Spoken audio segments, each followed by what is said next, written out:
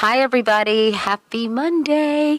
And welcome to this edition of First Look. Obviously, one of the big stories today is the fact that Hillary Rodham Clinton announced that she is forming an exploratory committee, and we know what that means. That's a precursor of obviously throwing your hat into the ring. So she came by our studio a few moments ago and sat down with me for a couple of minutes just to talk about some broad issues facing this country as well as her candidacy. So we'll have that for you tonight. We're also focusing on Baghdad, another bad day in Iraq, as the president prepares to deliver his State of the Union address tomorrow. So all eyes are on Iraq and continue to be.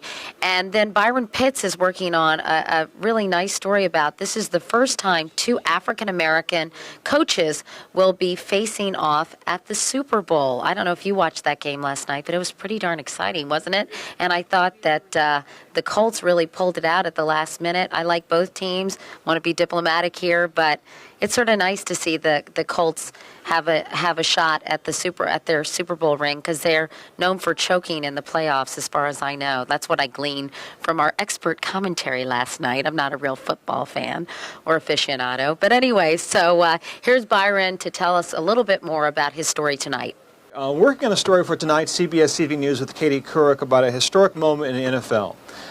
It's been 41 years, but for the first time we'll have not one but two black coaches leading their teams in the Super Bowl. Lovie Smith from the Chicago Bears officially was the first one in when the Bears beat the Saints, and then Tony Dungy, the head coach of the Indianapolis Colts, he's in after the Colts beat the New England Patriots in the AFC Championship.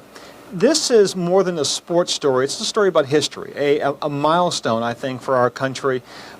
It says something about our society that we're still talking about first in America. This is the first time we're having a black coach in the Super Bowl.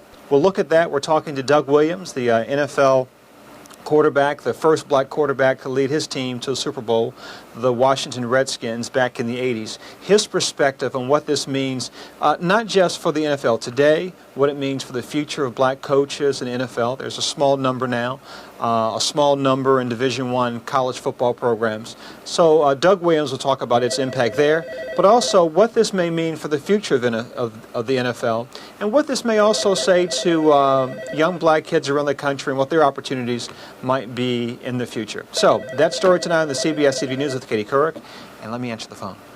And that's it for this edition of First Look. I hope you appreciate our high production values, having not one but two people involved in this preview. And I hope we see everybody tonight on the CBS Evening News. See you later.